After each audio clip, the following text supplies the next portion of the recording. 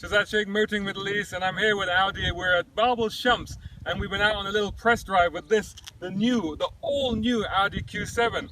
Now, this is not a full review. We'll hopefully bring that for you later, but I just wanted to show you the car and tell you a few things about it. 325 kilograms lighter, this new car, all new car.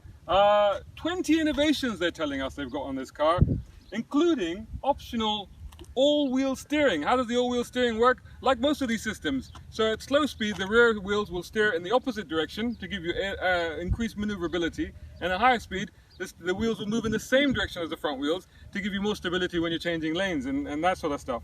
What do you get under the bonnet? They call it the 45 Tfsi. What does that mean in normal English? It's a 3-litre V6.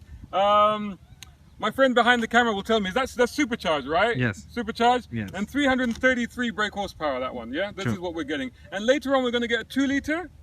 Is that a turbocharged? Yes. So we're going to get a 2-litre turbocharged with 252 horsepower. That's coming later. The price on this car starts from? 275. 275. That's for the 3-litre V6, yes. right? Okay, so amongst the features that it's got, lots of radars, lots of clever gizmos. Come with me back here. I want to show you a couple of things. One of the things it's got so many sensors on this car that, for example, have you had that situation where you've just parked and you open in the door and there's a cyclist or there's a taxi or a car just coming along? Well, it's got sensors that before you do that, if it detects that there's an obstacle that might happen, the red lights will come on in the door and warn you not to do that. This is also, they're telling us, is the first car where it's got that kick open tailgate.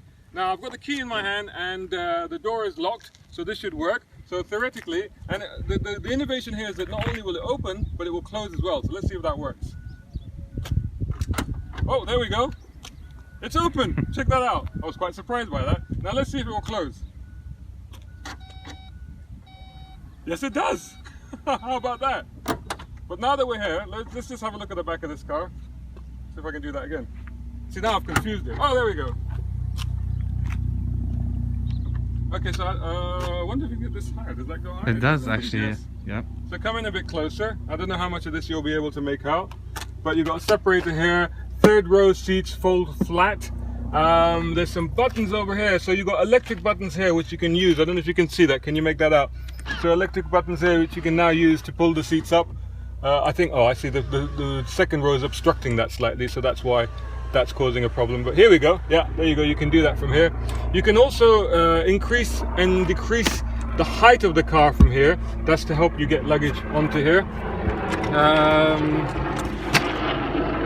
That's your stereo. Oh, so there's both sound systems. There's a helicopter going overhead. Sorry about that. Both sound system in the car.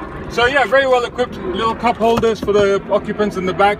I see about enough leg room for children. Maybe it would be a bit tight for a full-size adult like me. Okay, I just want to get into the back and show you what the rear leg room is like. Right. So here I am in the middle row, and yeah, tons of room actually. Full-length sunroof. This is quite nice. Gives a lot of nice spacious feeling in here. We've got shades for the doors here. Tons of room and loads of foot room as well. No problem putting my feet under that chair.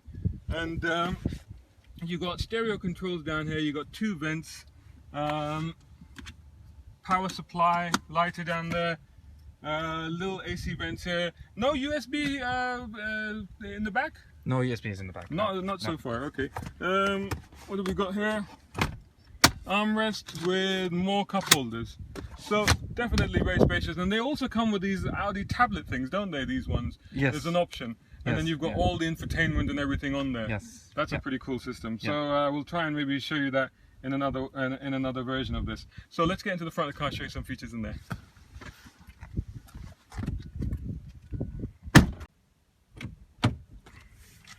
Right, so here we are inside the car. It's a bit hot and sweaty outside still. And we started up from this button here. And I want to show you here, this has got the Audi virtual cockpit, which we've seen only once before in the Audi TT, and it's now available in this car as standard. And what this allows you to do is basically configure everything. I don't know if you can quite make that out, but for example, you can change that and you can configure it the way you want, and it gives you various information, so you can get full screen sat nav and tells you what you're consuming and all these other features, or you can make the dials bigger and use that as your center thing. The controls for this are here on the steering wheel. The controls for this screen here are now in this new MMI system. Now, a lot of you will be familiar with Audi's knob control system, which is also similar to other offered by other manufacturers. But this one now has this pad here. And in this pad, not only you can write like you could before, but you've got numbers where you can save certain features and functions. So you could suddenly go, oh, navigate home, you could press 1. And it has these 2 buttons here which operate like a mouse. So the right button will operate menus, and likewise the left where you can click to select stuff. So that's quite handy, and it's very familiar to you if you're used to using a computer mouse.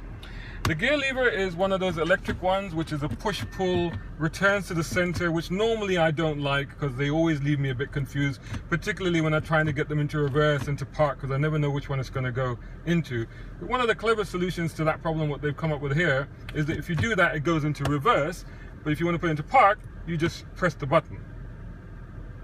And I think that's gone into park. There it goes, yeah. So now you've got the little red light there that tells you that that's gone into park.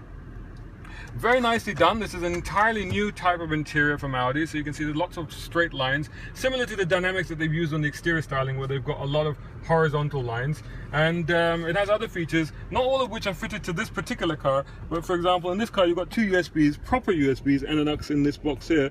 But some of these models also come with what they call an Audi phone box, which is a system where simply you could just put the phone there and it connects and it charges. There's some magic voodoo stuff. I don't know how that works, but that's what it does.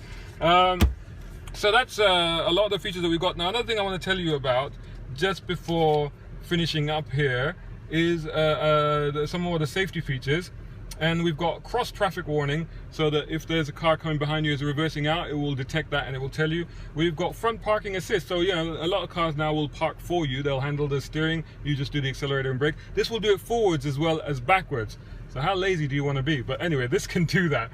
And then the other thing that it's got, which is probably even more useful, is pre-sense city safety, which is basically a feature that up to 85 kilometers an hour in town will detect any obstacle that happens to wander in front of the car and apply the brakes and reducing the speed by up to 40 kilometers an hour. So for example, if you're doing 40 kilometers an hour, it will bring the car to a complete halt should somebody walk into the road in front of you not realizing that you're there.